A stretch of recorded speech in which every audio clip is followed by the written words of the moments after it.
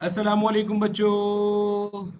उम्मीद है आप ठीक ठाक होगे, मज़े में होगे और जमकर पढ़ाई कर रहे होगे। तो मेरे बच्चे एक नई प्रैक्टिस सीरीज के साथ कहानी का आगाज कर रहे हैं। मेरा ख्याल है ये बात बताने की तो ज़रूरत ही नहीं होगी कि अगर आपने एमडी कैट का एग्ज़ाम क्रैक करना है, यानी कि आप में से हर वो बच्चा जिसने वाइट कोट का ड्रीम देखा हुआ है, उसको ये बात पता है, बताने की ज़रूरत नहीं होनी चाहिए कि क्वेश्चंस की प्रैक्टिस करना कितना अहम है। क्योंकि 0.1 0.1 के मेरिट के डिफरेंस से हजारों डिजिट्स में रैंक आपकी तब्दील हो जाती है। तो आपने जितने ज़्यादा एमसीक्यूज प्रैक्टिस किए हुए होंगे, उतना चांस के आपके सामने देखा हुआ क्वेश्चन आएगा वो बढ़ जाएगा। तो आपके लिए मैंने डेडिकेटेड पीएमडीसी के अपडेटेड सिलेबस के तहत यूनिट वाइज प्रैक्टिस एमसीक्यूज की सीरीज का आगाज किया। हर एक वीडियो के अंदर एक यूनिट को डिस्कस किया जाएगा। जैसा कि पीएमडीसी के सिलेबस में फिजिक्स के टोटल 16 यूनिट्स हैं, तो मेरी पूरी कोशिश रहेगी कि आपके पीएमडीसी के पेपर से पहले इन 16 के 16 यूनिट्स की 16 unit wise MCQ practice videos upload कर दी जाए। अब इनको देखना कैसे है? आपने इस वीडियो को सिर्फ फिल्म की तरह देखते हुए नहीं जाना। आपने एक एक सवाल को देखना है, पॉज करना है, पहले खुद लगाना है, फिर आपने इसका सॉल्यूशन देखना है, ताकि पता चले कि आपको खुद से क्या कुछ आता है। और आप अल्टीमेटली जब इसको सॉल्व करके हटोगे तो आप देखोगे कि आपने माजी में जो कॉन्सेप्ट्स हासिल किए थे वो कितना अच्छे अंदाज में आपको अब समझ में आते जा रहे हैं। दूसरी चीज, ये जो यूनिट वाइज प्रैक्टिस एमसीक्यूज हैं, इसके अंदर सोर्सेज क्या है मेरा बेटा? इसके अंदर आपकी जितनी एमडी कैट की यूनिवर्सिटीज हैं उनके पास पेपर्स कंपाइल हुए हुए हैं। आपके माजी में 2020 और 2021 के जो नेशनल एमडी कैट हुए थे, पीएमसी ने कंडक्ट किए थे, क्योंकि उस वक्त पीएमसी हुआ करता था, उनके क्वेश्चंस कंपाइल किए गए हैं। इसी तरह सारी टेक्स्ट बोर्ड की जो नई किताबें हैं उनसे अच्छे अच्छे क्वेश्चंस लेकर कंपाइल किए गए हैं और उनका सोल्यूशन ये आपके सामने लेकर आया जा रहा है। सिमिलरली मेरे बच्चे, आप में से किसी को अगर फिजिक्स के अंदर जरा सा भी खौफ है कि भाई फिजिक्स की तैयारी किस तरह से होनी चाहिए, फिजिक्स के लेक्चर्स कैसे होने चाहिए, तो मेरे बच्चे इसी यूट्यूब चैनल के ऊपर, बल्कि इनफैक्ट इस वीडियो की डिस्क्रिप्शन में भी आपको लिंक मिलेगा क्लास 11 की प्लेलिस्ट का भी और आपको लिंक मिलेगा क्लास 12 की प्लेलिस्ट का भी। आपने पाकिस्तान भर की किसी भी एकेडमी से पढ़ा हो, अगर आपको फिजिक्स समझ में नहीं आई तो मैं दावे से कह रहा हूं कि आप ये 11 और 12 की जो प्लेलिस्ट है इसको आप फॉलो कर सकते हो और आपका मसला हल हो जाएगा।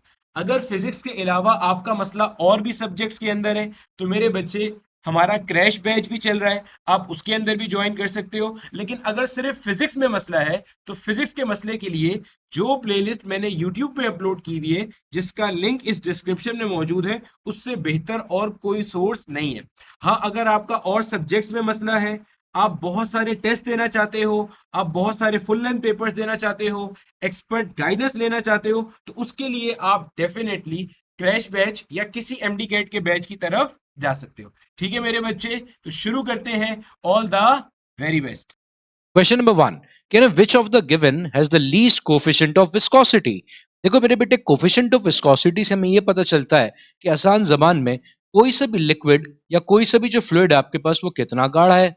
ठीक है, अब देखो इतना तो हम लोग कॉमन सेंस भी रखते हैं कि हम लोग देख के बता सकते हैं इनमें से कि यार इन चारों लिक्विड्स को अगर हम लोगों ने देखा हुआ है तो इनमें से कौन ज्यादा गाढ़ा होगा और कौन ज्यादा आपके पास थिन यानी कि पतला लिक्विड होगा। अब ए मिल्क, बी वाटर, सी टारकोल और डी इंजन ऑयल। ये टारकोल क्या होता है सर? देखो अक्सर आप लोगों ने कभी देखा होगा कि हमारे पास जब रोड्स बन रही होती हैं तो रोड्स के बनते वक्त आपके पास जो ब्लैक कलर का लिक्विड वहां पे आपके पास पोर किया जाता है, that liquid is known as tar coal, जो कि बहुत ही गाढ़ा होता है सर आपके पास, बिल्कुल ऐसी है। और डी इंजन ऑयल, आप में से जितने भी बच्चे अपनी गाड़ी के अंदर या अपनी बाइक के अंदर ऑयल डलवाते हैं, दे ऑल नो इट कि भाई जो वो देखते हुए वो जब फ्लो कर रहा होता है, वो निकाल रहे होते हैं या जब वो डाल रहे होते हैं इंजन के अंदर हमारे पास, तभी हमें नजर आता है सर कि वो अच्छा खासा थिक लिक्विड होता है, काफी ज्यादा गाढ़ा लिक्विड होता है, जिसका मतलब इंजन ऑयल और टारकोल तो हमारे ऑप्शन से कट जाएंगे। अब मिल्क और वाटर, ऐसा नहीं है हम में से कि किसी बच्चे ने इन दोनों के दरमियान कंपैरिजन ना किया हो, तो इन दोनों के मुकाबले में भी हमारे पास जो दूध होता है यानी कि जो मिल्क होता है, that is more viscous than water. तो करेक्ट आंसर हमारे पास क्या हो जाता है कि लीस्ट विस्कस इनमें से कौन सा हो जाता है? हमारे पास ऑप्शन बी, वाटर। ठीक है भाई, moving on. Question number two में कह रहे हैं the rain drop falling from the sky reaches the ground with. देखो एक रेन ड्रॉप जो कि आपके पास आसमान से गिरता है, मान लो कि हमारे पास एक क्लाउड से गिर रहा है, जब वो नीचे गिरना स्टार्ट होता है तो जिस पॉइंट पे वो ड्रॉप हुआ उस पॉइंट पे उसकी स्पीड कितनी होती है? जीरो। आहिस्ता आहिस्ता नीचे गिरते हुए ग्रेविटी उसको एक्सिलरेट करवाती है सर, और एक्सिलरेट करवाती है तो उसकी स्पीड जो है वो बढ़ने लगती है, वो स्पीड अप करता है। लेकिन वो कब तक स्पीड अप कर रहा होता है और इस बात को भी समझते हैं। देखो जब उसकी स्पीड कम होती है तो उसके ऊपर लगने वाली जो ड्रैग फोर्स है, यानी कि हवा की जो रेजिस्टिव फोर्स होती है, या फिर उसको हम लोग एयर रेजिस्टेंस भी कह सकते हैं सिंपली, ये जो फोर्स होती है वो कम होती है। आहिस्ता आहिस्ता जैसे उसकी वेलोसिटी बढ़ती रहती है तो ड्रैग फोर्स बढ़ती रहती है। एक पॉइंट आता है जिस पॉइंट पे उस बॉडी का जो वेट होता है उतनी ही उसके ऊपर ड्रैग फोर्स लगने लग जाती है। जिस पॉइंट पे ये दोनों एक दूसरे को बैलेंस करते हैं तो नेट फोर्स हमारे पास बॉडी पे कितनी हो जाती है? जीरो। और इसका मतलब अगर नेट फोर्स जीरो हो गई तो बॉडी की एक्सिलरेशन भी कितनी हो जाएगी हमारे पास मेरे बेटे? जीरो। और एक्सिलरेशन जीरो होने का मतलब उसकी वेलोसिटी क्या हो जाएगी हमारे पास? कांस्टेंट हो जाएगी। और कांस्टेंट वेलोसिटी को एक ऐसी कांस्टेंट वेलोसिटी जिससे कोई भी ऑब्जेक्ट फॉल कर रहा होता है हवा के अंदर हमारे पास, उस वेलोसिटी को हम कहते हैं टर्मिनल वेलोसिटी। तो ए कांस्टेंट एक्सेलरेशन होती है उसकी? नहीं सर, जीरो एक्सेलरेशन होती है। कांस्टेंट जरूर बट जीरो होती है। ऑप्शन बी बिल्कुल करेक्ट है। उस वेलोसिटी को हम लोग क्या बोलेंगे आपके पास? Terminal velocity. ठीक है भाई, moving on. Question number three में कह रहे हैं human blood pressure is measured in. Human blood pressure इनमें से किस में मेजर किया जाता है? आप में से काफी सारे बच्चों ने अपने घर के अंदर भी देखा होगा, हो सकता है किसी ने कभी ना कभी अपना मेजर भी करवाया हो। तो भाई हम लोगों को तो सर डॉक्टर बताता है कि नॉर्मल ब्लड प्रेशर हो रहा है 80-120, लोअर साइड का 80 आ रहा है, हायर साइड का 120 आ रहा है हमारे पास। बिल्कुल ऐसे ही हम लोगों ने यही सुना है सर आपके पास। तो अब इसको सर फिर हम लोग आपके पास किस यूनिट में मेजर कर रहे होते हैं? तो मेरे बेटे for the sake of knowledge ये बात याद रखिएगा, इसका जो यूनिट होता है ना हमारे पास, वो होता है मिलीमीटर ऑफ एच जी। क्योंकि आपके पास स्पिग्मोमैनोमीटर जो होते हैं हमारे पास, जिनके थ्रू हम लोग आपके पास ब्लड प्रेशर मेजर करते हैं, अक्सर आप लोगों ने अक्सर क्लिनिक्स वगैरह पे देखे होंगे कि भाई हमारे पास एक बॉल, एयर बॉल होती है जिसको दबा के आपके पास क्या करता है? मरकरी का प्रेशर बनाते हैं, और उसके बाद फिर हम लोग ब्लड प्रेशर नोट करते हैं। तो वो जो ब्लड प्रेशर हमारे पास मेजर किया जा रहा होता है वो याद रखना हम लोगों ने किस में किया जा रहा होता है, उसका यूनिट क्या होता है? Millimetre of H G. है कोई ऐसा ऑप्शन? जी हाँ सर, ऑप्शन सी हमारे पास करेक्ट हो जाता है, मिलीमीटर ऑफ एच जी। ठीक है भाई, moving on. Question number four, कह रहा 3 meter tall cylinder full of water. अच्छा जी, एक सिलेंडर है मेरे पास जिसकी हाइट कितनी है हमारे पास? 3 मीटर्स की है। डन हो गया सर, ये 3 मीटर हाइट का एक सिलेंडर आ गया मेरे पास। सर ये बड़ा अजीब सा सिलेंडर है, हाँ, खैर मान लो ना यार सिलेंडर है, हमें कौन सा इसकी गहराइयों में जाना है। कह रहे has 4 identical small holes at height. इसके अंदर दो चार छोटे छोटे से होल्स हुए हुए हैं, छोटे छोटे से होल्स हुए हुए हैं। ठीक है सर, तो उनकी हाइट्स मेजर कर लेते हैं अपने पास। किन किन हाइट्स पे हुए हुए हैं? ये तो 3 हो गए सर, ये चौथा भी ले आते हैं। तो हमारे पास जो चार आपके पास होल्स हुए हुए हैं, अगर हमारे पास टोटल हाइट 3 मीटर्स है तो पहला जो होल हुआ है सर, इस पहले होल की हाइट हमें कितनी बताई हुई है? 2.4 मीटर्स। डन हो गया। दूसरे वाले की सॉरी, लाइन से चलते हैं, 2.4, 2.3, 2.2 और 2.1। तो अगले वाले की क्या हो जाएगी सर हमारे पास? 2.3 बेटा। ठीक है जी। और उसके बाद वाले की सर ये हो जाएगी हमारे पास 2.2। और ये जो आखिरी वाला होगा हमारे पास, चौथा हम लोगों ने एक्स्ट्रा ही कर दिया था, ये रहा चौथा। तो सर इसकी हमारे पास कितनी हो जाएगी? 2.1 मीटर्स। अब ये पूछ रहे हैं the speed of efflux is minimum from. Speed of efflux सबसे छोटी कहां पे होगी? देखो बेटा, अकॉर्डिंग टू टॉरिसेलिस थ्योरम आपके पास स्पीड ऑफ इफ्लक्स जो होती है, तो स्पीड ऑफ इफ्लक्स का जो फॉर्मूला होता है हमारे पास, ये बराबर होता है हमारे पास √2g(h1 - h2)। यानी कि जितना ज्यादा हाइट डिफरेंस होगा उतनी ज्यादा हमारे पास स्पीड ऑफ इफ्लक्स होगी। सवाल कह रहा है मिनिमम बताइए, तो मिनिमम स्पीड ऑफ इफ्लक्स कहां पे आएगी? जहां पे h1 - h2 की वैल्यू सबसे छोटी आ जाएगी। तो अब आप एक काम करें ना सर, अब माइनस कर लें सब में से सबको। 3 - 2.1, 3 - 2.2, 3 - 2.3 और 3 - 2.4। चेक कर लेते हैं सबसे छोटी किसमें आ रही है। इसमें आ रही सर 0.9, इसमें आ रही 0.8, इसमें आ रही है 0.7 और इसमें कितनी आएगी? 0.6। तो सबसे छोटी वैल्यू हमारे पास किसमें आ गई? 2.4 वाले में। तो इसका मतलब स्पीड ऑफ इफ्लक्स जो है हमारे पास मिनिमम कब होगी आपके पास? जब आपके पास पानी कौन से वाले होल से निकल रहा होगा? 2.4 मीटर वाले होल से निकल रहा होगा, which will be option A sir. ठीक है भाई, मूविंग ऑन। क्वेश्चन नंबर 5, कह रहे terminal velocity is given by equation. देखें सर, अभी आपने पीछे बताया था कि हमारे पास जो टर्मिनल वेलोसिटी है वो हम कैसे निकालते हैं? जब आपके पास जो ड्रैग फोर्स होती है वो बराबर हो जाती है वेट के। डन हो गया। ड्रैग फोर्स का फॉर्मूला बेटा अकॉर्डिंग टू स्टोक्स लॉ होता है 6 पाई ईटा आर वी, और वेट का फॉर्मूला होता है mg। डन हो गया सर। यहाँ पे आ गया 6 पाई ईटा आर वी, मास की जगह मैं लिख सकता हूँ डेंसिटी मल्टीप्लाई बाय वॉल्यूम। और स्टोक्स लॉ जो है सिर्फ और सिर्फ हमारे पास स्फेरिकल बॉडीज के ऊपर एप्लीकेबल होता है। तो स्फेरिकल बॉडीज के लिए जो डेंसिटी मल्टीप्लाई बाय वॉल्यूम, मास की जगह जो हम लोगों ने डेंसिटी वॉल्यूम लिखा था, वॉल्यूम की जगह sphere of volume, volume of sphere का फॉर्मूला आ गया हमारे पास। और आगे क्या चल रहा है हमारे पास जी। अब देखिए कट गया क्या रहा है सर, पाई से पाई कट गया। मुझे सर v की वैल्यू चाहिए ना आपके पास। एक और चीज कटी सर, 2 3 6 हो गया और 2 2 4 आ गया हमारे पास। तो बचे कौन कौन हमारे पास, एक r से एक r भी कट गया सर, बच गया 2 रो r स्क्वायर g। और डिवाइड में आ गया हमारे पास ये 3 वहां जाके 3 से मल्टीप्लाई होगा 9 बन जाएगा, और ईटा भी नीचे जाएगा तो ये बन जाएगा 2 रो r square g divided by 9 eta. So this is the formula for terminal velocity. है ये कोई फॉर्मूला लिखा हुआ सर? बिल्कुल सर, ये लिखा हुआ है हमारे पास ऑप्शन बी में। तो करेक्ट आंसर हमारे पास हो जाता है ऑप्शन बी, 2 रो r स्क्वायर g या g r square divided bye 9 eta. Moving on, question number 6। Question number 6 में कह रहे हैं, a liquid flows through a tube of non-uniform area of cross section. The ratio of velocities of liquid to A at A to B is, ठीक हो गया। मान लेते हैं हमारे पास मेरे बेटे, आपके पास एक ट्यूब है जिसका एरिया मान लेते हैं फॉर एग्जांपल A1। इसमें से जो लिक्विड फ्लो कर रहा है उसकी वेलोसिटी है V1। फॉर एग्जाम्पल मेरे पास ये पाइप नैरो हो गया आगे जाके, जिसका एरिया कितना हो गया A2, और अब आपके पास इसमें से जो वेलोसिटी फ्लो करेगी फ्लूइड की वो हो जाती है let's say V2। Then according to equation of continuity, equation of continuity के अकॉर्डिंग मेरे बच्चे आपके पास जो फॉर्मूला बनता है वो फॉर्मूला हमारे पास होता है सर A1 V1 बराबर होता है किसके, A2 V2 के। अब सवाल में पूछ रहे हैं A टू B, A मान लेते हैं ये फेस है, B मान लेते हैं ये फेस है, तो इन दोनों की वेलोसिटीज का रेशो निकालना है अगर हम लोगों ने, तो V1 ओवर V2 किसके बराबर हो जाएगा सर, A2 अपॉन A1 के। तो V1 ओवर V2 का जो रेशो आ गया वो कितना आ गया सर, A2 बाय A1। है कोई ऑप्शन सर, रूट तो नहीं आ रहा तो A और B तो कट गए, A1 बाय A2 नहीं है सर, ऑप्शन डी बन जाएगा हमारे पास A2 by A1। Moving on, question number 7 में कह रहे हैं the flow of ideal fluid is, sir ideal fluid की कुछ प्रॉपर्टीज होती हैं, और वो प्रॉपर्टीज क्या होती हैं ये बात याद रखनी है। सबसे पहली प्रॉपर्टी, इसका जो फ्लो होगा वो हमेशा आपके पास क्या होगा सर, वो हमेशा होगा लेमिनार फ्लो, यानी कि आपके पास तमाम पार्टिकल्स एक ही डायरेक्शन में फ्लो करते हुए जा रहे होंगे, तो वो क्या होगा, लेमिनार फ्लो। और लेमिनार को दूसरी जबान में, आसान जबान में हम लोग स्ट्रीमलाइन फ्लो भी कहते हैं। तो इसका मतलब आइडियल फ्लूइड की पहली प्रॉपर्टी क्या है कि उसका जो फ्लो है वो कैसा हो जाएगा, लेमिनार या स्ट्रीमलाइन। और एक और प्रॉपर्टी होती है सर कि वो कैसा होता है हमारे पास, इनकंप्रेसिबल, कंप्रेस नहीं हो सकता, जिसकी वजह से उसकी डेंसिटी कांस्टेंट रहती है हमारे पास। अब यहां पे कौन सा ऑप्शन है, टर्बुलेंट? नहीं सर, टर्बुलेंट तो नहीं होगा, तो करेक्ट आंसर हो जाएगा ऑप्शन बी, स्ट्रीमलाइन फ्लो।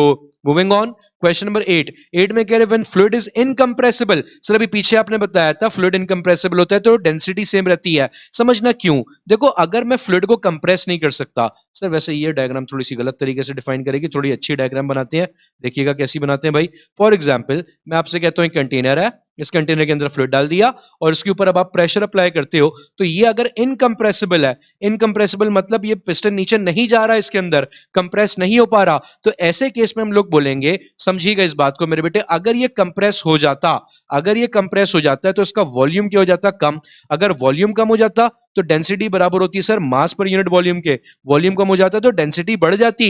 तो इनकंप्रेसिबल में क्या होता है, वॉल्यूम ही चेंज नहीं होता, जब वॉल्यूम चेंज नहीं होता तो डेंसिटी भी चेंज नहीं होती।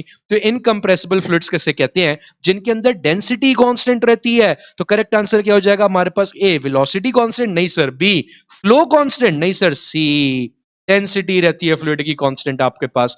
तो करेक्ट आंसर क्या हो जाता है हमारे पास, option C, density of the fluid is constant. Moving on, question number 9 में कह रहे हैं the speed of efflux of a liquid streaming out of an orifice O in a tank depends on, sir ये भी आप पीछे बता के आए, टॉरिसली भाई ने सिखाया था हम लोगों को कि स्पीड ऑफ इफ्लक्स का फॉर्मूला होता है 2gh1 -h2, जिसका मतलब ये स्पीड ऑफ इफ्लक्स किस पे डिपेंड कर रही है, हाइट डिफरेंस h1 -h2 पे। कांट भी प्रेडिक्ट नहीं है, h2 नहीं है, h1 नहीं है सर, करेक्ट आंसर है option D, h1 -h2। Moving on, question number 10 में कह रहे हैं the velocity of liquid below which it's flow is laminar is called, ऐसी वेलोसिटी को हम क्या कहते हैं, तो मेरे बेटे याद रखना है इस वेलोसिटी को हमारे पास कहा जाता है क्रिटिकल वेलोसिटी। क्रिटिकल वेलोसिटी से पहले जितनी भी स्पीड्स होती हैं उनके ऊपर हमेशा आपके पास जो फ्लो होता है वो कैसा होता है, लेमिनार, और इससे बड़ी वेलोसिटी के ऊपर जो फ्लो होता है वो कौन सा होता है मेरे बेटे, टर्बुलेंट। ठीक है, तो क्रिटिकल वेलोसिटी हमारे पास, आप उस सर्टेन वेलोसिटी को कहते हो जिसपे फ्लो की टाइप चेंज हो जाती है। अगर उससे कम वेलोसिटी होगी तो लेमिनार कहलाएगा, और उससे ज्यादा हो गई तो कहलाएगा हमारे पास टर्बुलेंट। तो करेक्ट आंसर क्या हो जाएगा सर हमारे पास इसका, option A, critical velocity. B में स्केप, स्केप वेलोसिटी तो सर वो होती है जो हम लोगों को किसी भी प्लेनेट की ग्रेविटेशनल अट्रैक्शन से बाहर जाने के लिए चाहिए होती है। सी, रिलेटिव वेलोसिटी, रिलेटिव वेलोसिटी होती है कि अगर दो गाड़ियां एक दूसरे के साथ साथ जा रही हैं और दोनों में से एक दोनों गाड़ियों की स्पीड में जरा सा फर्क है, तो जो पहली गाड़ी में बैठा है उसको दूसरी गाड़ी की एक्चुअल स्पीड नजर नहीं आती, सिर्फ अपने साथ डिफरेंस वाली स्पीड नजर आती है, जिसको हम कहते हैं रिलेटिव वेलोसिटी। और डी सर, टर्मिनल वेलोसिटी, ये तो सर आप ऊपर पढ़ा के आए कि ये तो कांस्टेंट वेलोसिटी होती है जब ड्रैग फोर्स और वेट हमारे पास एक दूसरे को बैलेंस कर देते हैं। ठीक है, तो करेक्ट आंसर क्या, option A, critical velocity. Moving on, question number 11, कहना the pressure will be high where the speed of fluid is. तो मेरे बेटे ये बात याद रखना, बर्नौली साहब ने हम लोगों को ये चीज सिखाई है, और वो क्या सिखाया है सर आपके पास, कि जो आपके पास प्रेशर ऑफ फ्लूइड होता है और जो हमारे पास स्पीड ऑफ फ्लूइड होती है, प्रेशर ऑफ फ्लूइड और स्पीड ऑफ फ्लूइड, ये दोनों एक दूसरे के साथ इनवर्सली प्रोपोर्शनल होते हैं। यानी कि जहां पे स्पीड ज्यादा होगी वहां पे प्रेशर कम होगा, और जहां पे प्रेशर ज्यादा होगा वहां पे स्पीड क्या हो जाएगी, कम। सवाल कह रहे हैं प्रेशर हाई है, जहां पे स्पीड क्या सर, इनवर्सली प्रोपोर्शनल, लो हो जाएगा इसका मतलब आंसर। तो करेक्ट आंसर क्या हो जाएगा, option A, low. Moving on, question number 12, 12 में कह रहे हैं the characteristic of an ideal fluid is. Ideal fluid की कैरेक्टरिस्टिक सर आप ऊपर बता के आए मुझे। पहला कैरेक्टरिस्टिक क्या थी सर, ये आपने बताया था कि फ्लो कैसा होना चाहिए, लेमिनार, यानी कि सब स्ट्रेट पाथ में होने चाहिए। और लेमिनार का दूसरा नाम क्या होता है सर हमारे पास, स्ट्रीम लाइन। तो ये पहली कैरेक्टरिस्टिक है।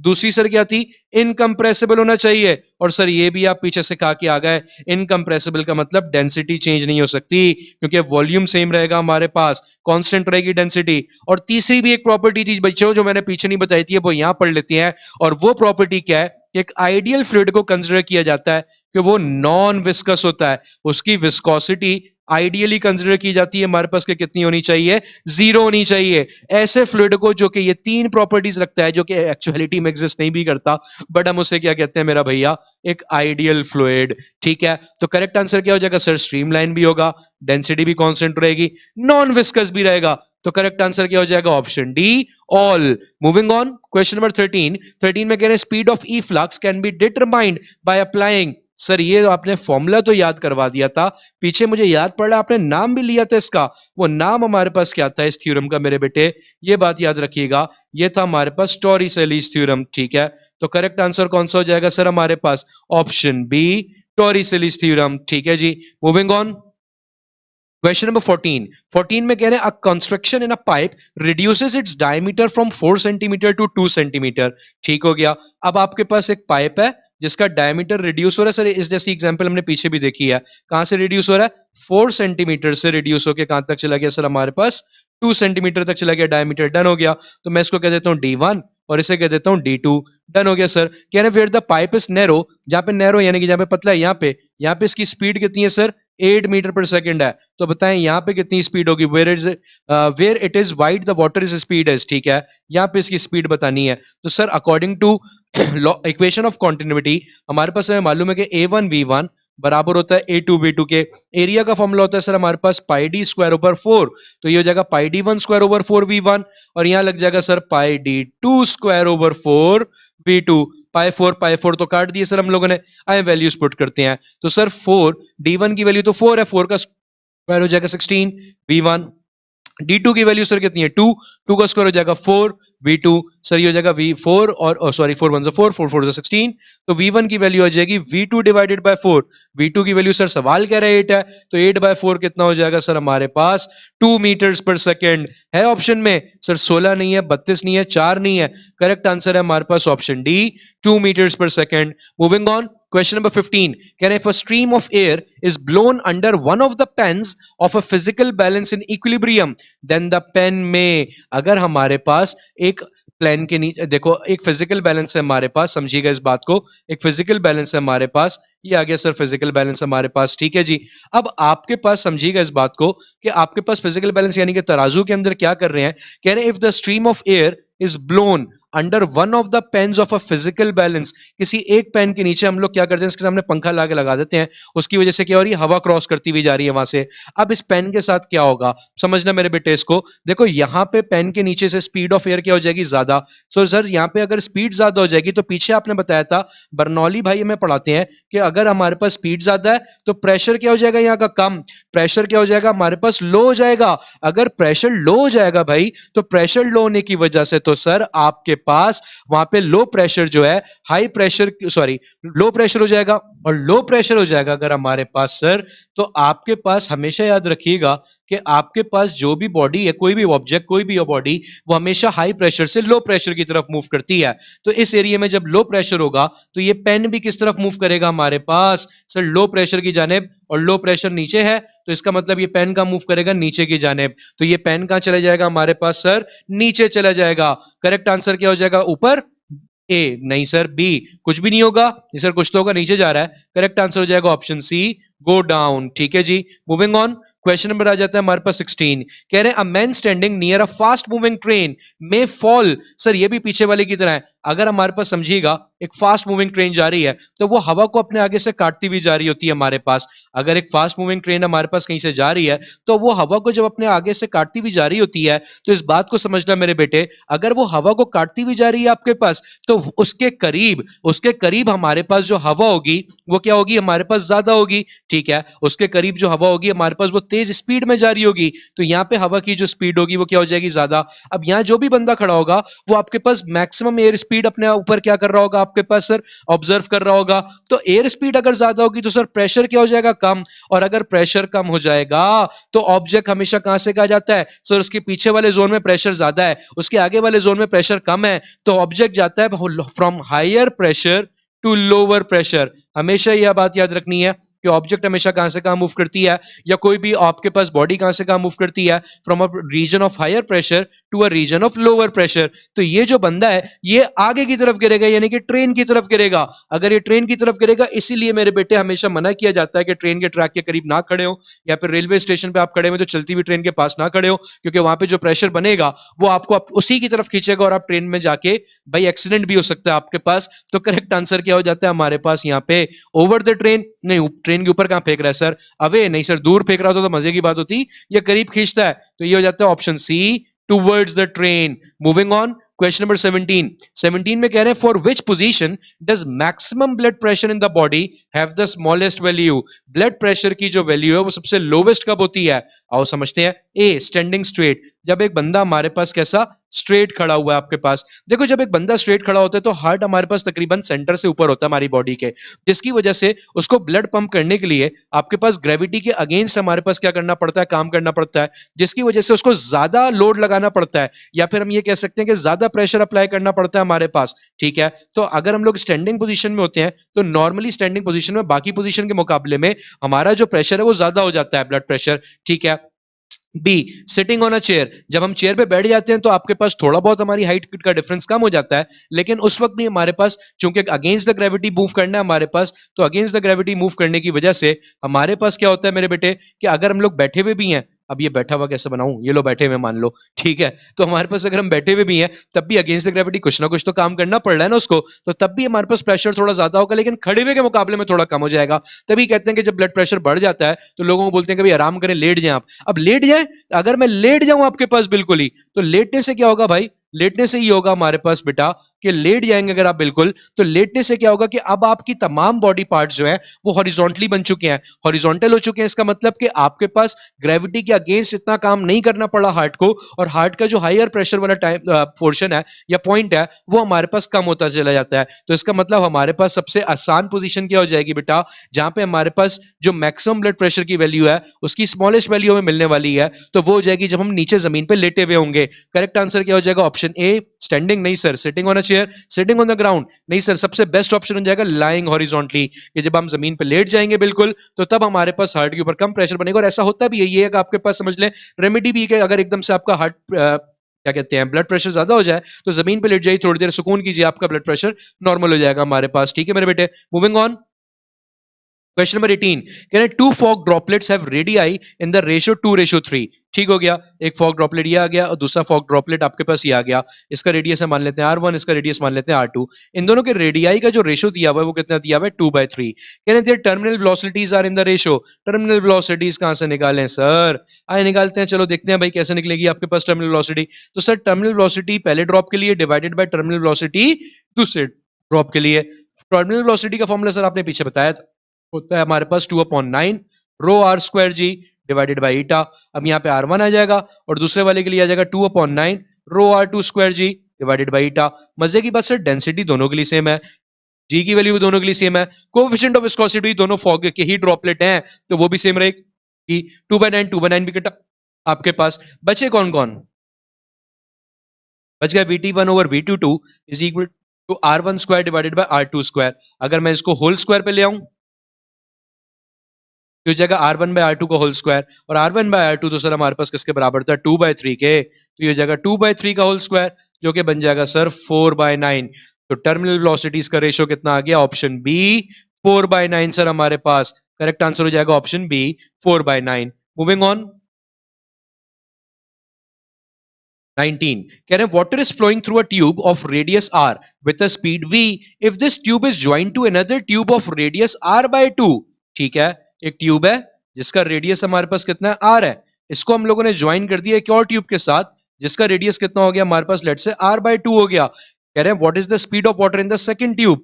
पहले में स्पीड थी हमारे पास लेट से v1, तो दूसरे में बताओ स्पीड कितनी हो जाएगी सर? सर हमें तो एक बात मालूम है कि a1 v1 बराबर होता है a2 v2 के। इक्वेशन ऑफ कॉन्टिन्यूटी में पीछे भी आप पढ़ा के आए, a1 का फॉर्मूला हो जाता है पाई r1 स्क्वायर, पहले वाले का रेडियस r है, और यहाँ पे आ जाएगा सर पाई r2, सेकंड वाले का रेडियस है r/2, तो मैं R2 लिखने के बजाय क्या लिख दूंगा सर r/2 का होल स्क्वायर, और आगे आ जाएगा v2 पाई से पाई काटा गया।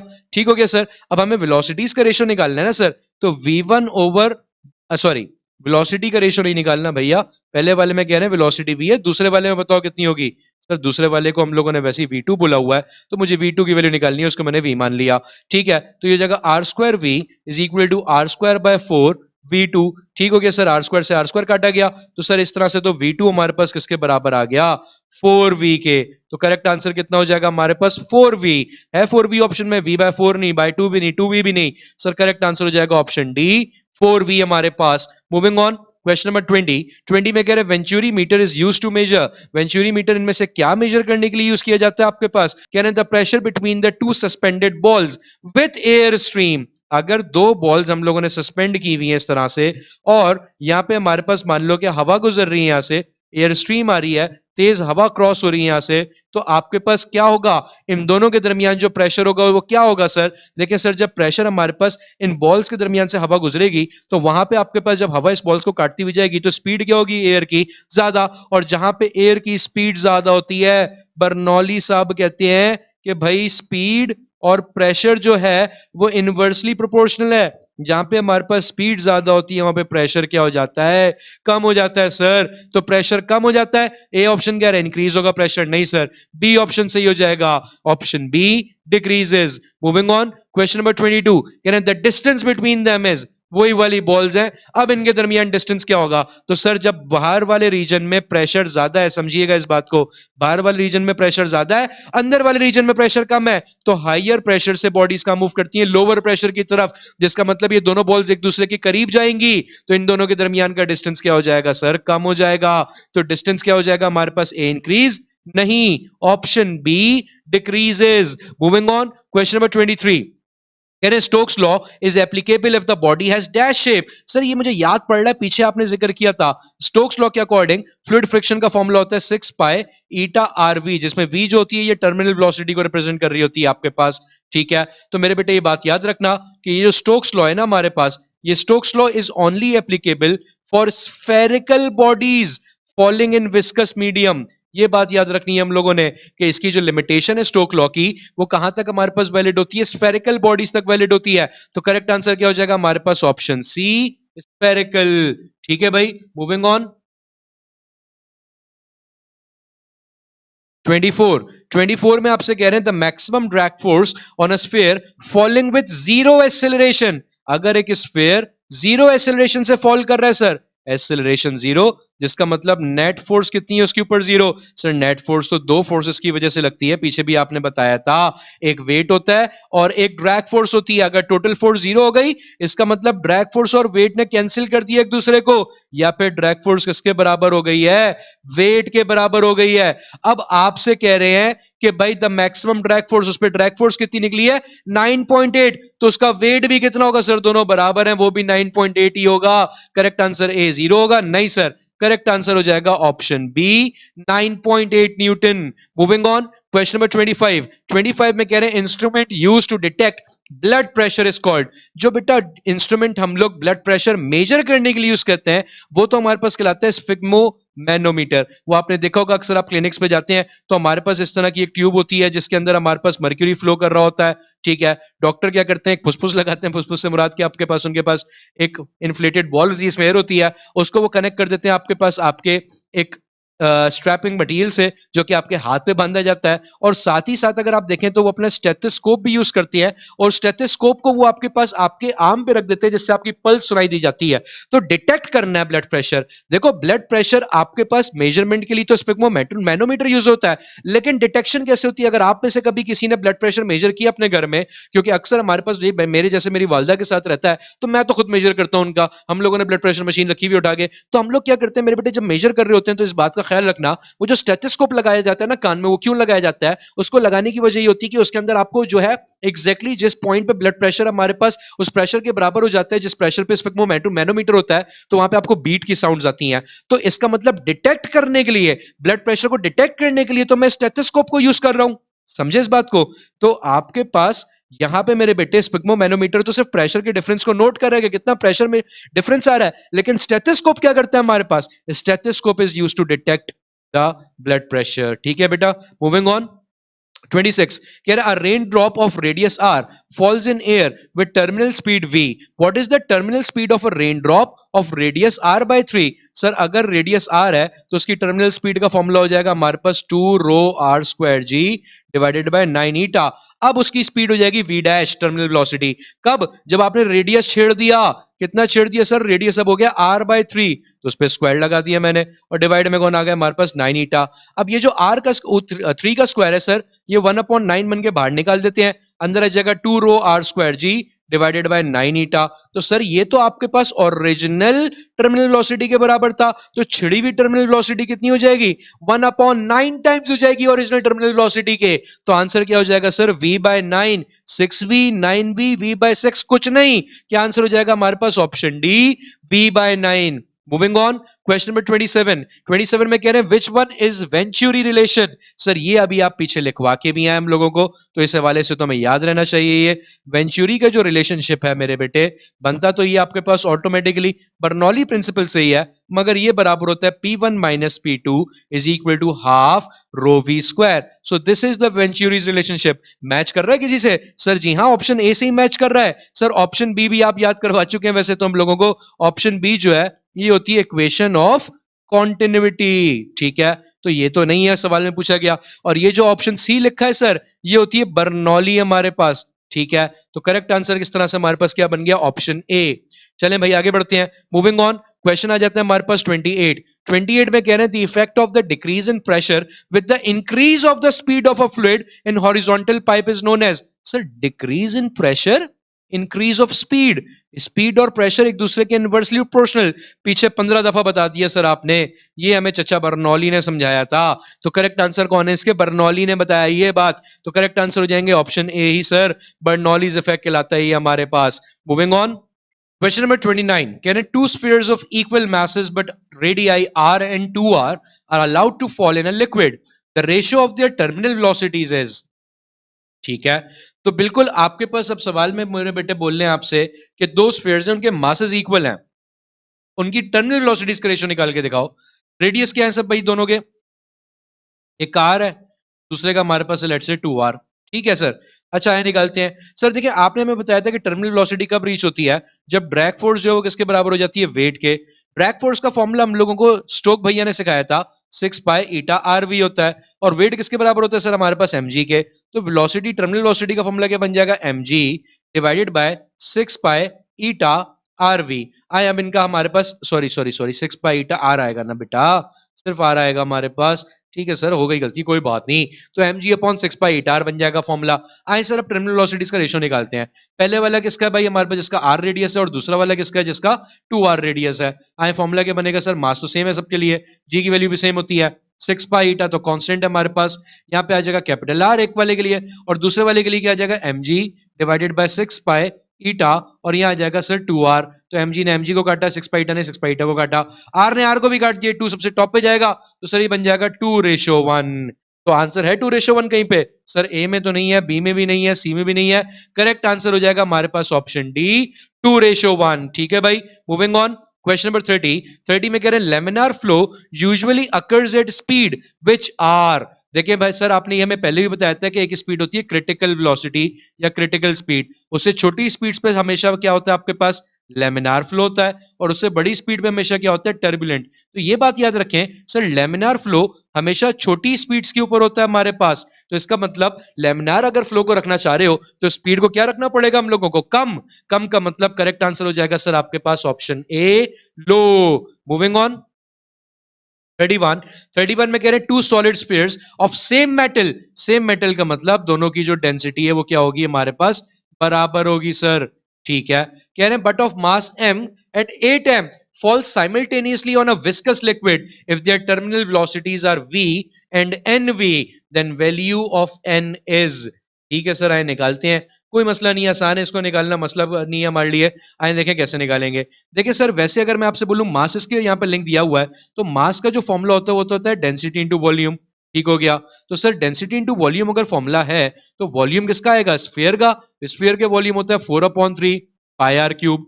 ठीक हो गया सर आपके पास, ये आ गया हमारे पास। पहली वाली के लिए हम R1 लिख देते हैं, और इसी तरीके से मेरे पास जो दूसरी बॉडी है जिसका मास कितना है हमारे पास 8m, उसके लिए लिख देते हैं रो, क्योंकि डेंसिटी जो सर आपने बताया सेम है दोनों के लिए, और उसका फॉर्मूला बन जाएगा R2 का क्यूब। डन हो गया, दोनों के लिए फॉर्मुलाज बना दिए। आओ दोनों का डिवाइड कर देते हैं, रेशियो निकालते हैं। तो सर m/8m किसके बराबर हो जाएगा फिर हमारे पास, यहाँ पे आ जाएगा सर रो 4/3 पाई R1 का क्यूब, और डिवाइड में कौन आ जाएगा हमारे पास 4/3 पाई R2 का क्यूब। डन हो गया सर, हमारे पास डेंसिटी भी आ गई, सॉरी वो नहीं लिखा, ये सब कट गया, 4/3 पाई कट गया, m से m कट गया। तो इसका मतलब सर हमारे पास R1 cube upon, sorry cube है ना बेटा, ऊपर लगाओ ना यार, क्या कर रहे हैं सर, कोई बात नहीं बेटा। तो R1/R2, और दोनों पे क्यूब है तो होल लगा देता हूं इसको, बराबर हो जाएगा 1/8 के। तो सर R1/R2 बराबर हो जाएगा क्यूब रूट ऑफ 1/8। ठीक है, तो ये सर बराबर हो जाएगा हमारे पास R1/R2 बराबर हो जाएगा किसके, हमारे पास 1/2 के। तो यहां से मैं क्या बता सकता हूं, यहां से मैं ये बता सकता हूं कि R2 बराबर हो जाएगा 2R1 के। अगर R2 बराबर है 2R1 के सर, तो फिर अब करना क्या है, सवाल तो हमसे पूछ कुछ और रहा है, सवाल बोल रहा है टर्मिनल वेलोसिटीज के बारे में बताइए। तो सर टर्मिनल वेलोसिटी पहले की मुकाबले में दूसरे की कितनी हो जाएगी, मान लेते हैं सर m वाले की टर्मिनल वेलोसिटी है v, उसका फॉर्मूला क्या हो जाएगा हमारे पास 2/9 rho r square R1 square sorry g divided by eta. तो दूसरे वाले के लिए जो बनेगी उसको बोल देता हूं v डैश। चेंजेस क्या आएंगे सर, रो R1 की जगह आ जाएगा R2 का square g divided by eta. Done हो गया सर। R2 के बारे में तो सर आप बता के आ चुके हैं कि वो किसके बराबर है सर, R2 तो हमारे पास बराबर है 2R1 के, उस पर स्क्वायर लगा देते हैं। अच्छा जी सर, ये 2 का जो स्क्वायर है ये 4 बनेगा, और 4 बाकी चीज अंदर रह जाएंगी, 2/9 rho R1 square g divided by eta. Sir अगर गौर से देखें ये तो हमारे v के बराबर था, तो इसका मतलब हमारे पास जो v डैश आ गया, वो v डैश यहां लिख देता हूं, वो किसके बराबर आ गया, 4v के बराबर आ गया। अब सवाल क्या कह रहा है, सवाल कह रहा है nv के बराबर आएगा, तो n की वैल्यू बताओ सर, 4v आ रहा है ना, तो n की वैल्यू इसका मतलब हमारे पास कितनी हो जाएगी, 4 हो जाएगी। करेक्ट आंसर कितना हो जाएगा, 16 नहीं, 8 नहीं sir, option C is correct answer which is 4। Moving on 32 कह रहे हैं स्फिग्मोमैनोमीटर्स मेजर ब्लड प्रेशर। कैसा ब्लड प्रेशर मेजर करते हैं, स्टैटिकली, रुके हुए ब्लड के प्रेशर, नहीं सर रुका हुआ थोड़ी है, बॉडी के अंदर तो ब्लड मूव कर रहा होता है हर वक्त, तो इसका मतलब डायनेमिकली मूव कर रहा होता है आपके पास, तो डायनेमिकली प्रेशर को मेजर किया जा रहा होता है मेरा भाई। करेक्ट आंसर हो जाएगा ऑप्शन बी, डायनेमिकली। ठीक है जी, मूविंग ऑन 33 कह रहे carburettor of a car is an application of. Carburettor के अंदर होता है क्या सर? कार्ब्यूरेटर के अंदर मेरे बेटे पता है क्या होता है कि हवा की स्ट्रीम आती है काफी तेज स्पीड के ऊपर। वो जो तेज स्पीड वाली हवा होती है ना, वो पता है क्या करती है? वो तेज स्पीड वाली हवा जो है कार्बोरेटर के अंदर फ्यूल टैंक से फ्यूल को खींचती है। क्यों सर खींचती क्यों है? क्योंकि हवा की अगर स्पीड तेज है तो वहां पे प्रेशर क्या होगा? लो। और ऊपर हमारे पास प्रेशर जोन होता है हाई, तो बॉडी का मूव करती है हाई प्रेशर से लो प्रेशर की तरफ, और वो हवा के साथ आके फ्यूल जो है नीचे मिक्स होता है। तो कार्बोरेटर में फ्यूल एंड एयर की मिक्सिंग होती है, जिसकी वजह से आगे हमारे पास फिर बॉडी चलती है या फिर गाड़ी चलती है हमारे पास। तो सर ये जो प्रिंसिपल है, ये प्रेशर कम वेलोसिटी ज्यादा, ये किसने बताया था? Speed is inversely proportional to pressure. Sir ये तो आप 50,000 दफा ऊपर बता के आ चुके हैं, ये हमें सिखाया था बर्नौली साहब ने। करेक्ट आंसर क्या हो जाएगा सर फिर इसका? Option B, Bernoulli's equation. Moving on, question number 34। 34 में कह रहे हैं the blood flow is dash flow at systolic pressure. तो अगर हम लोग बात करते हैं बेटा सिस्टोलिक प्रेशर की, तो सिस्टोलिक होता कौन सा है पहले तो ये हमें जानना पड़ेगा। जैसे बेटा मैं आपको बीच में भी बता रहा था, पहले भी बता रहा था सॉरी, कि अगर फॉर एग्जांपल हम लोग अपना ब्लड प्रेशर मेजर करते हैं और वो उसका हायर पोर्शन आता है 120 पे और 80 पे, तो ये जो 120 80 एक नॉर्मल ब्लड प्रेशर है कि नॉर्मल ह्यूमन बीइंग का आपके पास, इसमें ये जो अपर लिमिट होती है पता है कब आती है? जब हमारे पास जो हमारा हार्ट है वो आपके पास खींचता है ब्लड को खींचता है, तो जो उस टाइम पे हमारे पास जो आर्टरीज होती है वो आपके पास तब कॉन्ट्रैक्ट हो जाती हैं। आर्टरीज कॉन्ट्रैक्ट होती हैं तो इस केस में आपके पास जो प्रेशर जो फ्लो होता है वो होता है टर्बुलेंट। ठीक है, उसके बाद जब हमारा हार्ट रिलैक्स होता है जब वो वापस पंप करता है हमारे पास, पंप के दौरान या बीट के दौरान आपके पास, तो उस वक्त आपके पास हार्ट जो है वापस जब आर्टरीज के अंदर प्रेशर भेजता है फ्लूइड का, तो उस वक्त हमारे पास हाई प्रेशर होता है, सॉरी हाई वेलोसिटी होती है फ्लूइड की, जिसकी वजह से प्रेशर क्या हो जाता है? लो। और उस पॉइंट पे हमारे पास जो फ्लूइड की फ्लो होती है वो कैसे बन जाता है? लेमिनार। अब इसमें जो ये हमारे पास अपर वाली लिमिट है इसको हम लोग कहते हैं सिस्टोलिक प्रेशर, और ये जो लोअर वाली होती है इसे हम लोग कहते हैं डायस्टोलिक प्रेशर। ठीक है, तो आपके पास मेरे बेटे क्या आंसर बन जाएगा इस तरीके से? फिर आपके पास सिस्टोलिक के टाइम पे जो फ्लो है वो कौन सा हो जाएगा? टर्बुलेंट। तो करेक्ट आंसर हो जाएगा हमारे पास option B, turbulent. Moving on, question number 35। कह रहे हैं a person blows across the top of one arm of a U tube partially filled with water. ठीक हो गया, पहले तो सर एक यूट्यूब शेप बना लेते वेसल की। ये आ गई फॉर एग्जाम्पल यूट्यूब, कोशिश करते हैं थोड़ी साफ सुथरी सी बन जाए। ठीक है सर बना ही लेंगे यार, समझने के लिए बनानी ना, कैसी भी बना लें फर्क नहीं पड़ता। ये आ गई यूट्यूब, अरे सर चलो खैर है बन गई। ठीक है, अब इसके अंदर क्या भरा हुआ है हमारे पास? भाई पानी भरा हुआ है। सही है सर, इसके अंदर भरा हुआ है हमारे पास पानी। क्या आ गया हमारे पास? पानी इसके अंदर। अब फॉर एग्जाम्पल अगर मैं एक एंड पे, इस एंड पे क्या करता हूँ? हवा ब्लो करता हूँ यहाँ पे। तो जब मैं हवा ब्लो करूंगा तो इस एंड पे हवा की जो स्पीड है वो क्या हो जाएगी? ज्यादा। तो सर प्रेशर क्या हो जाएगा? कम। किसके मुकाबले में? इस एंड वाले के मुकाबले में, साम वाले। यहाँ पे प्रेशर क्या? हाई। जब यहाँ पे हाई प्रेशर और दूसरे एंड पे लोअर प्रेशर है, तो ये हायर प्रेशर से लोअर प्रेशर की तरफ जाने की करेगा ना पानी। तो सर जब ये हायर प्रेशर से लोअर प्रेशर की तरफ जाने का करेगा, तो ये जो ऑपोजिट आर्म था इस आर्म का पानी नीचे जाएगा, और जिस आर्म पे आपने हवा ब्लो करी थी उस आर्म का पानी कहां जाएगा? ऊपर जाएगा, जिसका मतलब वो ऊपर उड़ जाएगा। ऑप्शन ए क्या कह रहा है? Drop slightly. नहीं सर, ऊपर जा रहा है। बी कह रहा है राइजेस स्लाइटली। जी हां, वो राइज करेगा थोड़ा सा हमारे पास। तो करेक्ट आंसर क्या हो जाएगा हमारे पास मेरे बेटे? Option B, rises slightly. Moving on, question number 36 कह रहे Bernoulli's equation is applicable for. देखो बेटा बर्नौली भैया ने जो अपनी पूरी इक्वेशन दी थी ना, उन्होंने कहा था कि ये आइडियल फ्लूइड के ऊपर एप्लीकेबल है। और सर आइडियल फ्लूइड के बारे में तो आप पढ़ा के आ चुके हैं कि उसका फ्लो हमेशा कैसा होता है? लेमिनार फ्लो होता है। तो करेक्ट आंसर क्या हो जाएगा? Option A, laminar flow. Moving on, question number 37 कह रहे हैं the density of human blood is nearly equal to.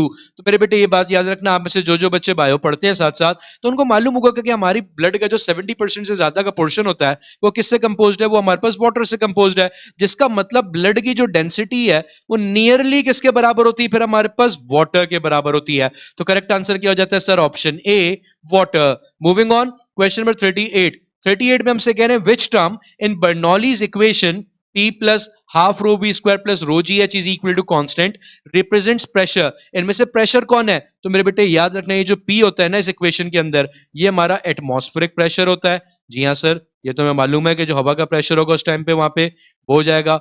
Half rho v square जो है ये हमारे पास कहलाता है डायनेमिक प्रेशर, यानी कि जो फ्लूइड मूव कर रहा होता है उसकी वजह से जो प्रेशर होता है ये वो कहलाता है। जबकि ये जो रो जी एच है ना सर, ये रो जी एच हमारे पास कहलाता है स्टैटिक प्रेशर या डेप्थ की वजह से जो प्रेशर होगा, जितनी ज्यादा डेप्थ होगी पानी की उतनी, या फ्लूइड की, उतना ज्यादा प्रेशर होगा यहाँ पे। तो इसका मतलब सर ये तो तीनों की तीनों टर्म्स ही प्रेशर है, पी भी प्रेशर है, रो जी एच भी प्रेशर है, हाफ रो वी स्क्वायर भी प्रेशर है। तो सर इसका मतलब ये तो ऑल ऑफ दीज हो गया। करेक्ट आंसर हो जाएगा option D, all of these. Moving on, question number 39 कह रहे हैं the coefficient of viscosity of a liquid does not depend upon A density of liquid. Sir density पे तो depend करती है। क्यों? जितना ज्यादा डेंसिटी होगी, डेंसिटी का मतलब मास पर यूनिट वॉल्यूम, तो जितना ज्यादा डेंसिटी होगी, जितना मॉलिक्यूल्स करीब करीब होंगे, ऑटोमेटिकली विस्कोसिटी उतनी ज्यादा हो जाएगी हमारे पास। ठीक है जी। B, temperature of liquid. Sir temperature के साथ विस्कोसिटी का जो ताल्लुक है ना, वो हमेशा होता है इनवर्सली प्रोपोर्शनल का, क्योंकि जब आप टेम्परेचर बढ़ाते हो तो कोई भी गाढ़ी चीज, इवन के शहद को भी जब हम लोग टेम्परेचर बढ़ाते हैं, गर्म करते हैं, तो सर वो भी पतली होने लग जाती है, जिसका मतलब आपके पास विस्कोसिटी कम होने लग जाती है टेम्परेचर के साथ। तो टेम्परेचर पे भी डिपेंड कर रहा है। इसका मतलब आंसर इनकरेक्ट है। डिपेंड तो कर रहा है, आंसर क्या इनकरेक्ट है ये। ठीक है। सी कह रहे हैं प्रेशर ऑफ लिक्विड, प्रेशर पे डिपेंड नहीं करती कोफिशिएंट ऑफ विस्कोसिटी। आप अगर एक कंप्रेसिबल फ्लूइड के ऊपर या इनकंप्रेसिबल फ्लूइड के ऊपर प्रेशर लगाते हो तो उससे विस्कोसिटी का तो कोई ताल्लुक ही नहीं बनता सर हमारे पास। नेचर पे तो डिपेंड करती है, क्योंकि हर नेचर ऑफ लिक्विड की अलग अलग विस्कोसिटी होती है। तो जिस पे डिपेंड नहीं करती वो कौन हो जाएगा हमारे पास? Pressure of liquid. प्रेशर पे हमारे पास बिल्कुल भी डिपेंड नहीं करती viscosity. Moving on, question number 40 कह रहे हैं when the velocity of a liquid is greater than its critical velocity. Sir ये तो अब आपने याद करवा दिया पिछले 2-3 सवालों में, मैं बता के। क्रिटिकल से छोटी वेलोसिटी होगी तो लेमिनार फ्लो कहलाएगा, क्रिटिकल से बड़ी वेलोसिटी होगी तो टर्बुलेंट फ्लो कहलाएगा। तो क्या कहलाएगा? ये क्या कह रहे हैं? वेलोसिटी किससे ग्रेटर है? क्रिटिकल से, तो सर टर्बुलेंट में जाएगा आंसर, स्ट्रीमलाइन नहीं। करेक्ट आंसर हो जाएगा option B, turbulent flow. Moving on, question number 41 can there is a small hole of diameter 2 millimeter in the wall of a water tank at a depth of 10 meter below the water surface। ठीक हो गया। the velocity of efflux will be, sir velocity of efflux का formula तो होता है under root 2g delta h. Sir यहाँ पे इन्होंने बताया कि कितना डिफरेंस है उसके सरफेस से लेके 10 मीटर का, तो ये बन जाएगा फॉर्मूला। तो सर ये तो हो जाएगा 2 इंटू 9.8 इंटू 10, तो सर ये हो जाएगा 2 इंटू 9.8 तो होता है 19.6 इंटू 10 हो जाता है 196, और 196 रूट होता है 14 का। तो सर आपके पास आंसर आ जाएगा 14 मीटर पर सेकेंड। 0.14, 1.4, 0.014, नहीं सर सब बेकार है। करेक्ट आंसर हो जाता है हमारे पास option D, 14 metre per second हमारे पास। ठीक है भाई। मूविंग ऑन, 42 कह रहे हैं water is flowing with a velocity of 3 metre per second in a pipe of diameter 4 centimetre. ठीक हो गया कि हमारे पास एक पाइप है जिसका डायमीटर दे दिया हम लोगों को कितना है, 4 सेंटीमीटर है, और उसमें वाटर की वेलोसिटी कितनी है सर, v1 कह देते हैं इसको, 3 मीटर पर सेकेंड है, इसको कह देते हैं d1। अब ये कह रहे हैं कि आपके पास पाइप, इसके बाद एक और पाइप में एंटर हो जाता है। बिल्कुल ठीक हो गया सर, जिसका डायमीटर कितना है हमारे पास, d2 की वैल्यू कितनी आ गई, 2 सेंटीमीटर आ गई। अब बोल रहे हैं इसमें वेलोसिटी बताओ कितनी होगी। तो sir according to equation of continuity a1v1 बराबर होता है a2v2 के। एरिया ऑफ पाइप का आपके पास जो फॉर्मूला बनता है सर, वो बन जाता है पाई d1 square divided bye 4 v1, और यहां आ जाएगा पाई d2 square divided bye 4 v2। पाई 4 काटे गए। ठीक है सर, वैल्यूज पुट कर दें। d1 की है 4, 4 का स्क्वायर हो जाएगा 16 v1, d2 की कितनी है 2, 2 का स्क्वायर हो जाएगा 4 v2। सर 4 1 4, 4 4 16, वैल्यू किसकी चाहिए सर, मैं v2 की, तो v2 बराबर हो जाएगा 4 v1 के। 4 v1 कितनी है सर 3, तो आंसर आ जाएगा 12 मीटर पर सेकेंड। तो सर 42 का आंसर हमारे पास कितना आ रहा है सर, ऑप्शन ए बन जाएगा करेक्ट आंसर हमारे पास 12 मीटर पर सेकेंड। ठीक है भाई। मूविंग ऑन, 43 कह रहे हैं the cause of floating of clouds in atmosphere is. देखो मेरे बेटे, एटमॉस्फेयर में कोई भी चीज जो ऊपर जा रही है वो पता है क्यों जाती है, वो जाती है डेंसिटी डिफरेंस की वजह से। आपके पास एक प्रोसेस होता है जिसको हम कहते हैं कन्वेक्शन, जिसमें होता क्या है मेरे बेटे, एक बात समझना कि आपके पास जो हायर डेंसिटी वाली ऑब्जेक्ट्स होते हैं, हमेशा एक बात याद रखिएगा कि आपके पास अगर दो ऑब्जेक्ट्स हैं तो हायर डेंसिटी वाला जो ऑब्जेक्ट होगा, हायर डेंसिटी वाला ऑब्जेक्ट हमेशा क्या करता है, सिंक करता है, जबकि लोअर डेंसिटी वाला जो होता है आपके पास, वो क्या करता है, ऊपर की तरफ जाता है, या फिर हमारे पास क्या करता है, फ्लोट करता है। तो ऊपर कौन जाता है, जिसकी डेंसिटी कम होती है हमारे पास। तो क्लाउड्स की जो डेंसिटी होती है मेरे बेटे, नॉर्मल एयर के मुकाबले में वो कम होती है। जब डेंसिटी कम होगी तो वो फ्लोट करते हैं, वो ऊपर चले जाते हैं हमारे पास। तो किस वजह से ऊपर जा रहे हैं? लो विस्कोसिटी नहीं सर, लो टेम्परेचर नहीं सर, लो प्रेशर नहीं sir, option D low density की वजह से जा रहे हैं। सही है भाई। तो करेक्ट आंसर क्या हो जाएगा? क्लाउड्स की क्या चीज कम होती है भाई? डेंसिटी कम होती है, जिस वजह से वो ऊपर जाते हैं या फ्लोट करते हैं। ठीक है मेरे बेटा। मूविंग ऑन 44 में कह रहे हैं water flowing through hose having diameter 1 centimetre at a speed of 1 metre per second. एक होज से वाटर फ्लो कर रहा है जिसका डायमीटर कितना है हमारे पास सर? डायमीटर आ गया 1 सेंटीमीटर, और उसमें स्पीड कितनी आ गई? स्पीड आ गई v1 हमारे पास 1 मीटर पर सेकेंड। कह रहे हैं इसके बाद एक ऐसे होज में गया, मुझे नहीं पता किस होज में गया, लेकिन वहां से उसकी वेलोसिटी कितनी हो चुकी है? 21 मीटर पर सेकेंड हो गई है। अब इसका डायमीटर बताइए सर कितना होगा?